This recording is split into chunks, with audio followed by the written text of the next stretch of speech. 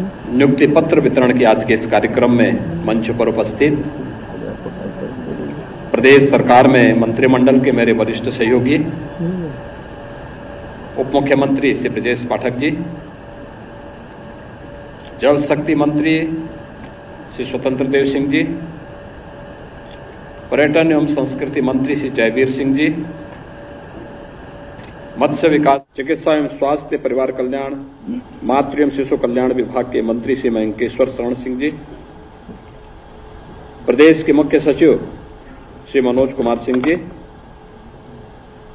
अपर मुख्य सचिव और प्रमुख सचिवगण,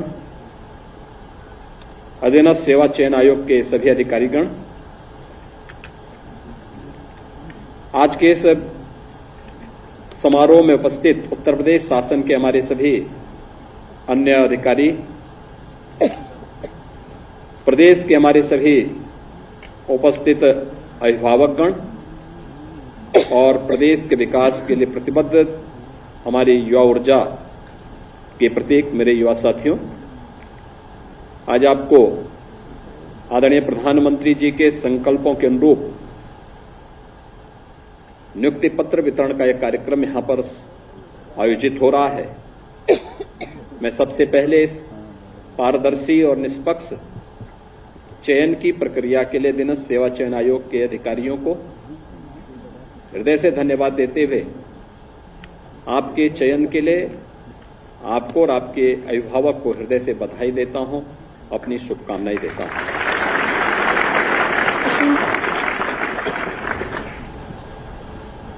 आपके ही प्रदेश में आपको नियुक्ति मिल जाए, वह भी सरकारी सेवा में, बिना किसी सिफारिश के, बिना किसी लेन देन के, यह अब संभव हुआ है। पिछले 7 वर्ष के अंदर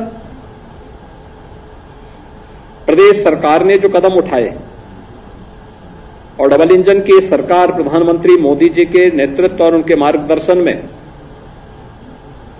जिस प्रकार की व्यवस्था को प्रदेश के अंदर लागू की है, आज उसके परिणाम देखने को मिल रहे हैं। ये वही प्रदेश था जहां पहले दंगे होते थे, कानून व्यवस्था की स्थिति बदहाल थी, न बेटी सुरक्षित थी, न व्यापारी सुरक्षित था, अराजकता का तांडव होता था। और यह तो प्रदेश के अंदर था, इसका दुष्परिणाम सर्वाधिक उठाना पड़ता था हमारे युवाओं को, जो नौकरी और रोजगार के लिए उत्तर प्रदेश के बाहर कहीं जाता था तो उसके सामने पहचान का संकट खड़ा होता था। पहचान का यह संकट खड़ा करने वाले वही लोग हैं जो आज विभिन्न नाम और रूपों के साथ फिर से, यानी कारनामे वही हैं लेकिन हुलिया बदल करके फिर से आपके सामने बहकाने के लिए आए हैं। मैं देख रहा था जब बालिका को मैं नियुक्ति पत्र दे रहा था तो उस बालिका के मुंह से निकला कि खटाखट ये है जो आज हमें नियुक्ति पत्र प्राप्त हो रहा है, वो नहीं जो अप्रैल मई के अंदर सुनने को मिल रहा था। अप्रैल और मई के अंदर भी आपने सुना होगा खटाखट क्या होता है, और उस समय 1-1 लाख रुपए के बॉन्ड पत्र भराए गए थे। न 1 लाख रुपया है, न उससे मिलने वाला 8,500 रुपया है। और खटाखट वाले भी अपने पिकनिक मनाने के लिए फिर निकल चुके हैं देश के अंदर। उनका कहीं अता पता नहीं है, होगा भी नहीं। ये लोग आएंगे फिर वही, जब मौसम आएगा तो फिर अपने मौसम के अनुसार फिर समाज को विभाजित करने के लिए, अराजकता फैलाने के लिए, धोखे से लॉटरी अगर कभी लग गई तो फिर प्रदेश को नोचने के लिए। आज मैं कह सकता हूं उत्तर प्रदेश के सामने पहचान का संकट नहीं है। कोई पहचान का संकट नहीं है। उत्तर प्रदेश की टीम ने जो कार्य किया है और डबल इंजन सरकार का जो लाभ उत्तर प्रदेश को प्राप्त हुआ है, आज उसका परिणाम है कि उत्तर प्रदेश जो 2017 तक देश की छठी सातवीं अर्थव्यवस्था थी, आज नंबर 2 की अर्थव्यवस्था बन चुकी है और देश के किसी भी राज्य की तुलना में सबसे अच्छी आर्थिक प्रगति करने वाला, इकोनॉमिक ग्रोथ के रूप में सबसे अच्छी ग्रोथ के रूप में जो राज्य आज के दिन पे आगे बढ़ रहा है वो उत्तर प्रदेश है। प्रधानमंत्री मोदी जी के संकल्पों को आगे बढ़ाने के लिए प्रतिबद्ध दिखाई देता हुआ उत्तर प्रदेश है। युवाओं के लिए, किसानों के लिए, महिलाओं के लिए, गरीबों के लिए योजनाओं को प्रभावी ढंग से जमीनी धरातल पर उतारने के लिए किए जाने वाले रिफॉर्म में अग्रणी उत्तर प्रदेश है। और उत्तर प्रदेश के युवा के सामने, उत्तर प्रदेश के नागरिकों के सामने आज के दिन पे कोई पहचान का संकट भी नहीं है। आज तो आप देश के अंदर कहीं जाएंगे तो कहीं भी जाते हैं तो आपके सामने अब पहचान का संकट नहीं होता। लोग आपको शक की निगाहों से नहीं देखते, बल्कि 7 वर्ष में ये तस्वीर बदली जा सकती है। कुछ ही वर्षों में हम लोगों ने तस्वीर को बदला है। आज आप कहीं जाएंगे, उत्तर प्रदेश का नाम लेंगे तो लोग आज सम्मान की निगाह से देखते हैं, सम्मान देते हैं, और ये सम्मान आसानी से नहीं मिला है। इसके लिए प्रयास करने पड़े। उत्तर प्रदेश शासन और प्रशासन की टीम को, उत्तर प्रदेश की जनता जनार्दन के साथ मिलकर के, और मैं धन्यवाद दूंगा उत्तर प्रदेश की जनता को कि उन्होंने विश्वास करके बराबर अपना आशीर्वाद दिया, और उसका परिणाम क्या रहा कि हम लोग कठोर से कठोर निर्णय भी लेते रहे। जनता का समर्थन था, सहयोग था, क्योंकि हमें उत्तर प्रदेश की पहचान को बनाना था। और उस पहचान को आज जिस स्तर पर हम उठा करके लेके गए हैं, आज उसी का परिणाम है कि देश के अंदर आपको सम्मान मिलता है। कहीं आप जाएंगे लोग अच्छी निगाहों से देखते हैं। लेकिन इससे क्या पहले 17 के पहले क्या स्थिति थी? नहीं थी। 17 के पहले आप कहीं जाते थे, लोगों को पहले संदेह होता था। और हम लोगों ने देखा बहुत सारे जनपद ऐसे हैं जिन जनपदों में लोगों को, वहां का नौजवान अगर जाता था या वहां का कोई व्यक्ति बाहर जाता था तो धर्मशाला की बात तो दूर, होटल में पैसा लेकर के भी उसको कमरा नहीं मिलता था। ये स्थिति थी। किसी नौकरी के लिए, कहीं रोजगार के लिए, कहीं कोई व्यवसाय करने के लिए जाता था, लोग उसको तवज्जो नहीं देते थे, भगा देते थे। आज हम इससे उभरे हैं। आज लोग सम्मान की निगाहों से देखते हैं। देश और दुनिया के अंदर उत्तर प्रदेश का यूथ कहीं जाता, हमारा युवा कहीं जाता है, उत्तर प्रदेश का नागरिक कहीं जाता है तो उत्तर प्रदेश का नाम बोलने पर उसके चेहरे पर एक चमक दिखाई देती है कि अच्छा, उत्तर प्रदेश से आए हैं। इस पहचान के लिए किए गए प्रयास का परिणाम है कि पारदर्शी तरीके से चयन की प्रक्रिया के साथ आज आपको जोड़ा गया है और यह नियुक्ति पत्र आपको प्राप्त हुआ है। 1036 युवाओं को आज विभिन्न विभागों की जो नियुक्ति पत्र उपलब्ध कराए गए हैं, इसमें चिकित्सा, स्वास्थ्य और परिवार कल्याण विभाग की ओर से जो सहायक शोध अधिकारी के रूप में सांख्यिकी के 533 पद ऐसे हैं जिन पर उनको नियुक्ति पत्र उपलब्ध कराया जा रहा है। लघु सिंचाई विभाग, संस्थागत वित्त के साथ ही नियोजन विभाग के लगभग 193 जगहों पर आवास, मत्स्य, पर्यटन, सहकारिता और कृषि विपणन आदि सबको मिला दिया जाए तो लगभग कुल 228 पदों पर और वन विभाग के 37 पदों पर आज नियुक्ति पत्र वितरण की कार्रवाई यहां पर एक साथ संपन्न की जा रही है। ये चीजें दिखती हैं। जितने भी 1036 युवाओं को ये नियुक्ति पत्र वितरित हुए हैं, शासन की मंशा, आरक्षण के नियमों का पालन करते हुए ये नियुक्ति पत्र उन्हें वितरित किए जा रहे हैं और इन युवाओं ने अपनी मेहनत से कार्य किया है, उसका परिणाम इनके सामने है। एक भी व्यक्ति ने, उसके परिवार के किसी सदस्य ने किसी से सिफारिश नहीं की होगी और न कहीं किसी प्रकार का कोई लेन देन किया होगा।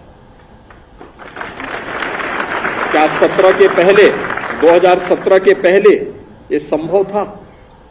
कतई नहीं था, क्योंकि 17 के पहले तो चाचा और भतीजे में ही होड़ लग जाती थी कि कौन कहां से कितना वसूली कर ले। ये होड़ का जो सिलसिला चलता था कहां पहुंचा दिया था, उत्तर प्रदेश को किस रसातल पर पहुंचा दिया था। कोई भर्ती ऐसी नहीं थी जिसकी जांच न हो रही हो, कोई भर्ती ऐसी नहीं थी जिस भर्ती में न्यायालय को हस्तक्षेप न करना पड़ा हो, कोई भी ऐसी प्रक्रिया नहीं इन्होंने अपनाई थी जिसमें कहीं पारदर्शिता और निष्पक्षता दिखाई देती हो। लेकिन आज इससे दूर हट करके उत्तर प्रदेश ने जो प्रणाली अपनाई है उसका परिणाम है कि हम लोगों को पिछले 7 वर्ष में लगभग 6.5 लाख युवाओं को सरकारी नौकरी देने में, 2 करोड़ से अधिक युवाओं को और उत्तर प्रदेश के अन्य तबके के जरूरतमंद लोगों को रोजगार के साथ जोड़ने में, जो निवेश का बेहतर माहौल बना है इसके साथ जोड़ने में हमें मदद मिली। और आज इसी का परिणाम है कि बेरोजगारी की दर उत्तर प्रदेश के अंदर आज न्यूनतम स्तर पर है। देश के अंदर बहुत सारी ऐसी जगह हैं जहां पहले उत्तर प्रदेश का व्यक्ति नौकरी के लिए जाता था, रोजगार के लिए जाता था, आज वो वापस आया है। मेरे पास तो अक्सर जब हमारा सीएम कॉन्क्लेव होता है या नीति आयोग की किसी बैठक में या भारत सरकार की किसी बैठक में देश भर के मुख्यमंत्री जुड़ते हैं, उस समय तमाम मुख्यमंत्री इस बात को कहते हुए सुनाई देते हैं कि यूपी का व्यक्ति आज वापस जा रहा है, हमारे यहां उद्योगों में संकट आ गया है, हमारे यहां अन्य कार्यों में संकट आ रहा, हमारे कार्य, हमारी व्यवस्था प्रभावित हो रही है, क्योंकि आज उत्तर प्रदेश में ही उसको रोजगार मिल रहा है, उत्तर प्रदेश में बेहतर माहौल का लाभ प्राप्त कर रहा है। और उसका परिणाम है कि वह वापस आकर के अपनी ऊर्जा और अपनी प्रतिभा और अपने अनुभव का लाभ उत्तर प्रदेश को दे रहा है। और उसकी प्रतिभा, उसकी ऊर्जा का लाभ का परिणाम है कि उत्तर प्रदेश जो पहले 6ठी 7वीं अर्थव्यवस्था थी, आज नंबर 2 की अर्थव्यवस्था बनकर के नंबर 1 की लड़ाई में अपने आप को आगे किया। और आज उसी प्रक्रिया के साथ जोड़ने के लिए मैं स्वयं यहां पर आपके बीच आया हूं। अक्सर हम एक बात सुनते हैं, और जिन लोगों के पास कोई कार्य नहीं है वे लोग गुमराह भी बहुत ज्यादा करते हैं, क्योंकि उनके पास अफवाह फैलाने के पास अलावा कोई दूसरा चारा नहीं, अपने आप तो कुछ कर नहीं सकते थे। अपने आप जब अवसर मिला, जनता ने अवसर दिया, तब तो कुछ किया नहीं।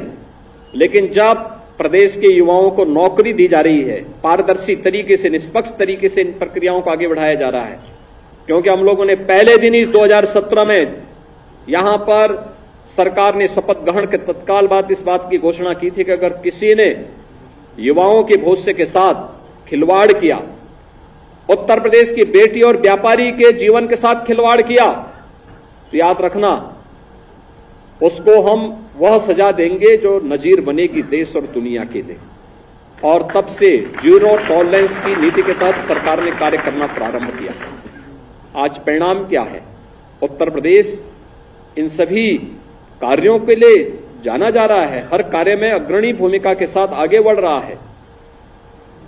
लेकिन उस समय जो लोग स्वयं तो कर नहीं सकते थे, लेकिन आज उन्हें इस बात का मलाल रहता है कि हम कुछ नहीं कर पा रहे थे, ये सरकार कैसे कर दे रही है। इसके लिए अपने उस गिरोह को आगे करके किसी न किसी प्रकार से अफवाह पैदा करना,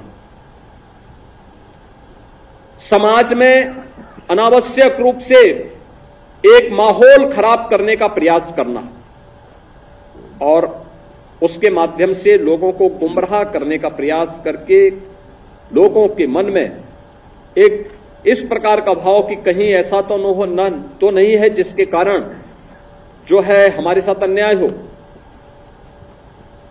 प्रदेश सरकार ने तमाम अच्छे प्रयास किए, उन प्रयासों के परिणाम सामने आ रहे हैं। हमारा युवा किसी भी प्रतियोगी परीक्षाओं की तैयारी के लिए हो या किसी भी शासन की नौकरी के लिए, प्रदेश सरकार ने उनके लिए अभ्युदय कोचिंग की व्यवस्था भी प्रारंभ की। बहुत सारे जनपदों में सफलतापूर्वक चल रहे हैं। जब भी हम अधीनस्थ सेवा चयन आयोग और उत्तर प्रदेश लोक सेवा आयोग के परिणामों को देखते हैं या यूपीएससी की परीक्षा के परिणाम को देखते हैं और अभ्युदय कोचिंग से निकले हुए छात्रों को देखते हैं, वे यूथ हमसे मिलने के लिए आते हैं कि हमने अभ्युदय कोचिंग से प्रशिक्षण लिया था, वहां पे हमने इस कोचिंग के साथ जुड़ करके हमें सफलता प्राप्त हुई। अच्छा लगता है कि चलिए हम लोगों का एक प्रयास सार्थक हुआ, इस युवा को इसके नाम पर नौकरी मिली। या सरकार ने अपने शिक्षा के केंद्र को भी, जो हमारे उच्च शिक्षा के केंद्र थे, टेक्निकल एजुकेशन से जुड़े हुए थे, मेडिकल एजुकेशन से जुड़े हुए थे, वोकेशनल एजुकेशन से जुड़े हुए थे, इन सब की भी स्ट्रेंथनिंग की, इनकी सुदृढ़ता के लिए भी कदम उठाए। परिणाम सामने आ रहे हैं। युवा की आकांक्षा के अनुरूप उन्हें कार्य देना, अधिक से अधिक रोजगार का सृजन करना, नए क्षेत्रों को तलाशना, वहां पर उत्तर प्रदेश का यूथ जा सके, उत्तर प्रदेश के विकास में योगदान कर सके, ये शासन के स्तर पर डबल इंजन सरकार की मंशा के अनुरूप प्रधानमंत्री मोदी जी के मार्गदर्शन में लगातार प्रयास किए जा रहे हैं और ये मिशन रोजगार उसी का हिस्सा है। लेकिन जो लोग स्वयं तो कर नहीं सकते थे, लेकिन आज इस पारदर्शी प्रक्रिया में व्यवधान डालने का कार्य करते हैं, उन लोगों के द्वारा जो सच्चाई सामने है, वो सच्चाई भी आप एक बार थोड़ा देख लें। उत्तर प्रदेश में 2012 से 17 के बीच में अधीनस्थ सेवा चयन उत्तर प्रदेश लोक सेवा आयोग के द्वारा जो चयन हुए थे, कुल 26,394 पदों पर कुल नियुक्ति की प्रक्रिया संपन्न हुई थी, जो कि इसमें से तमाम मामले अभी भी सीबीआई के जांच के दायरे में हैं। और उस समय के उत्तर प्रदेश लोक सेवा आयोग की छवि और उसकी कार्य प्रणाली, मुझे लगता है उत्तर प्रदेश का उस समय का कोई ऐसा युवा नहीं रहा होगा जिसने प्रश्न न खड़े किए हों उसके लिए। और उस समय सामान्य पद की जो भर्ती हुई थी उसमें 13,469, ओबीसी के कुल 6,964, एससी के 5,634 और एसटी के 327 युवाओं का चयन हुआ था। ओबीसी का जो प्रतिशत है इसमें केवल 26.38% है और 17 से लेकर के अब तक हम लोगों ने जो प्रदेश के अंदर उत्तर प्रदेश लोक सेवा आयोग के माध्यम से चयन किया है, इनमें कुल चयन किया था उनकी 26,394 की तुलना में हम लोगों ने किया 46,675 और इसमें ओबीसी का जो कुल प्रतिशत है इसमें 17,929 ओबीसी के प्रत्याशी चयनित हुए हैं, जिनका प्रतिशत है 38.41%। और अगर ओबीसी एससी एसटी के प्रतिशत को हम देखेंगे तो यह 60% से अधिक चयन केवल इस वर्ग से हुए हैं।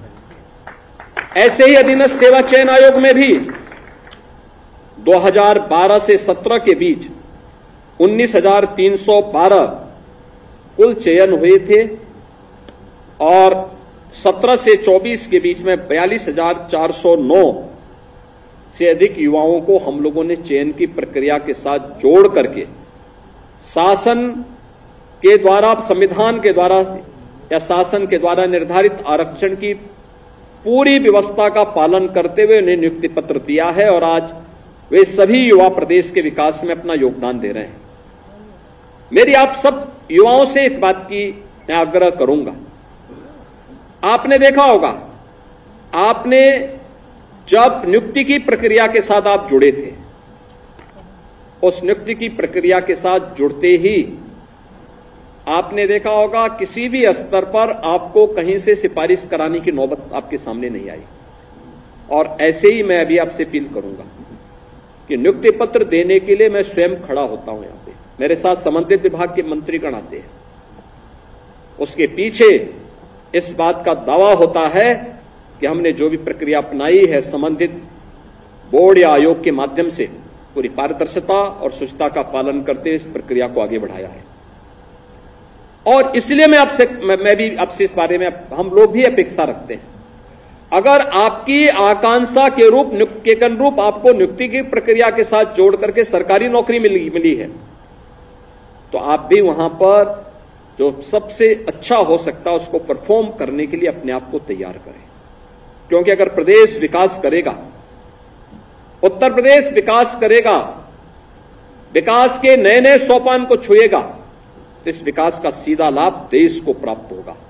और अगर प्रधानमंत्री मोदी जी की मंशा के अनुरूप 2047 तक भारत को एक विकसित भारत के रूप में स्थापित करना है, तो हमें इसके लिए इसकी शुरुआत उत्तर प्रदेश में करनी होगी। और उत्तर प्रदेश के लिए सभी 25 करोड़ लोगों को इस संकल्प के साथ, प्रतिबद्धता के साथ जोड़ना पड़ेगा। ये प्रतिबद्धता के लिए जोड़ने के लिए मैं आपसे कहूंगा कि हम सरकारी नौकरी प्राप्त करने के बाद ये न माने कि साहब अब तो हमारी जिम्मेदारी समाप्त है।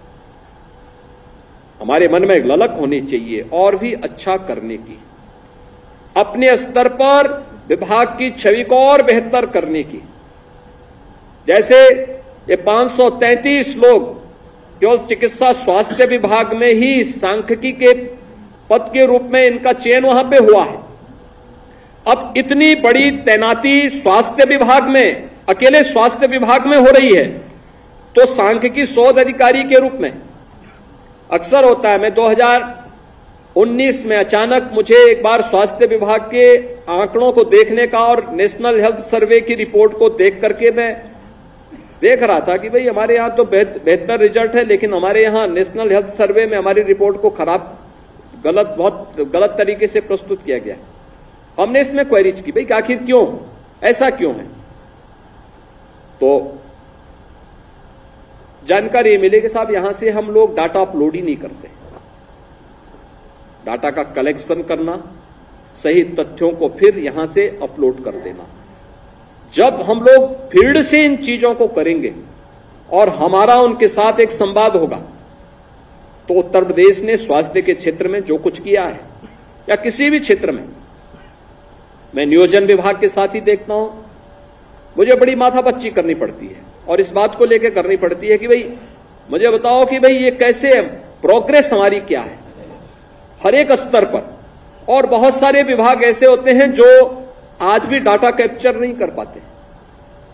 डाटा कैप्चर नहीं करेंगे तो स्वाभाविक रूप से नीति आयोग के डाटा आपके डाटा से मेल नहीं करेंगे, मेल नहीं खाएंगे। आपको अपलोड करने की आदत डालनी पड़ेगी इसके साथ में।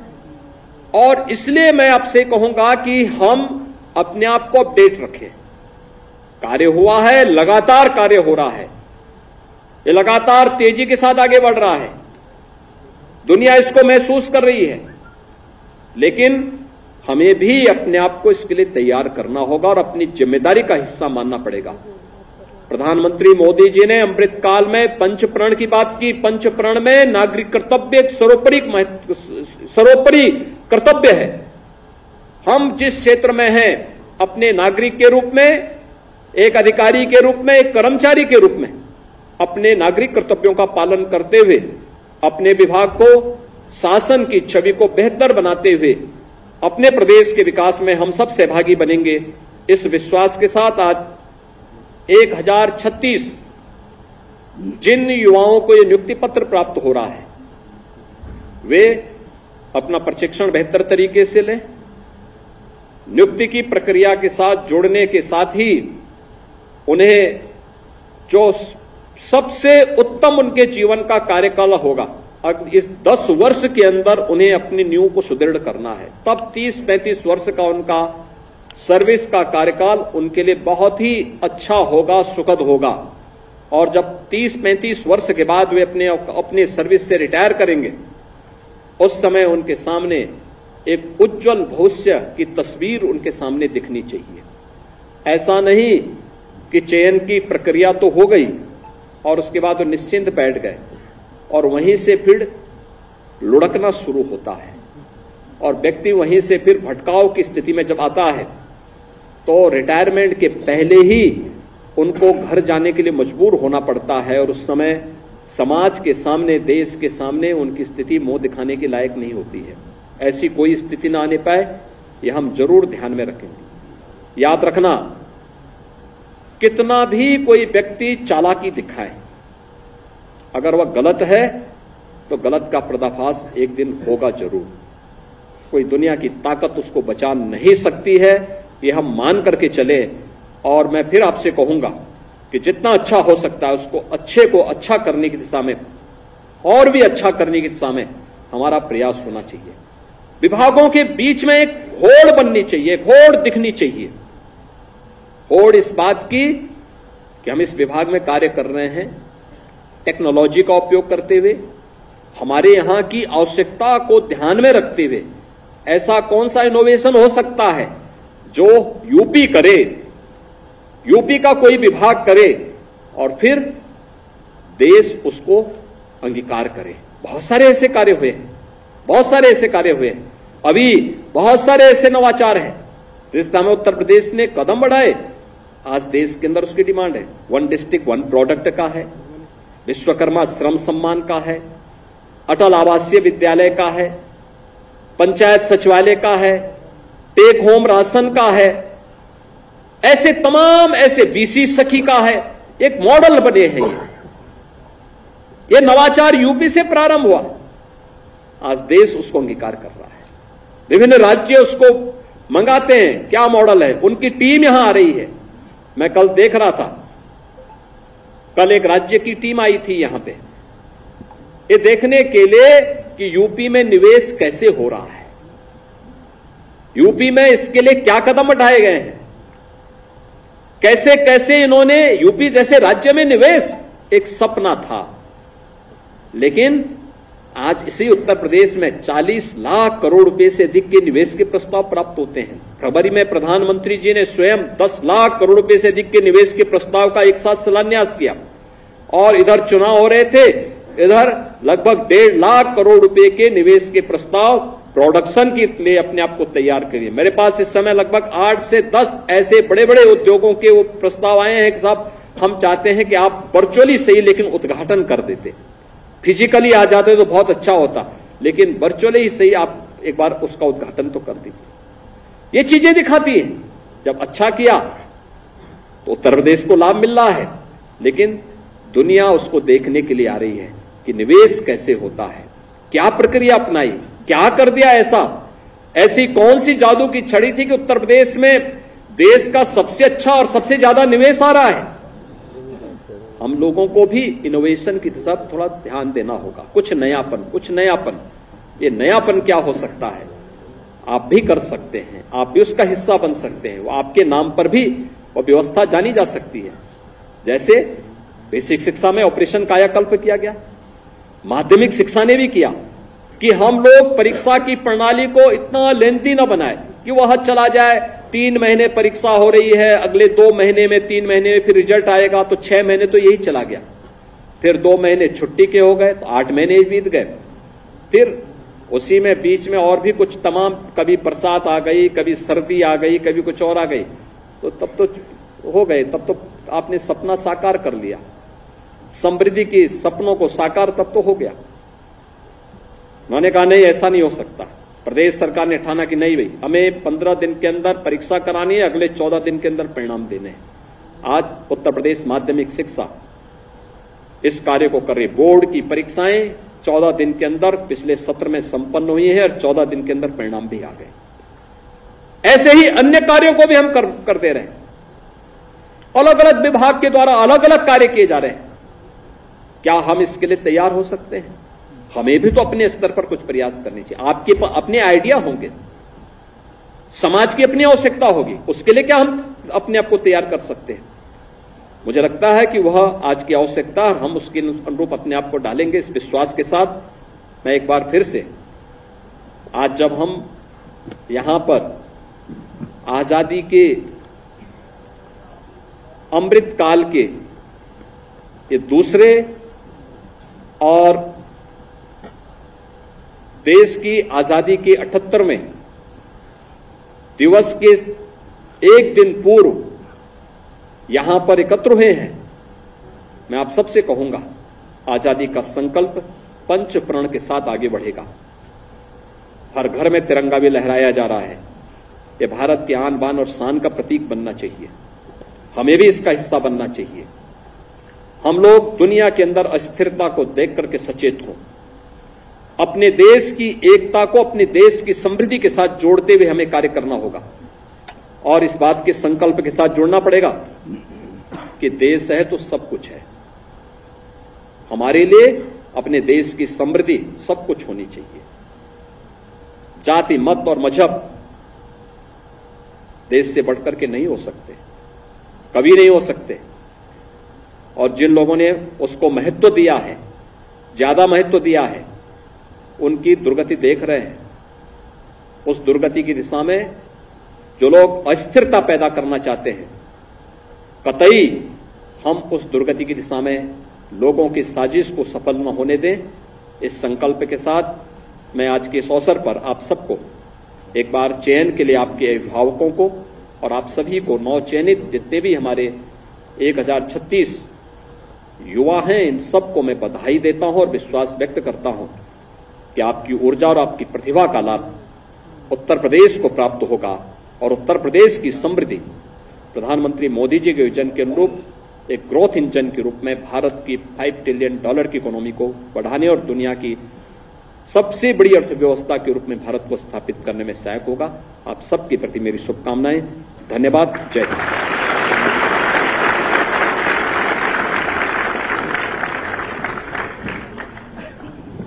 बहुत बहुत धन्यवाद, आभार माननीय मुख्यमंत्री जी आपके प्रेरणादायी उद्बोधन के लिए।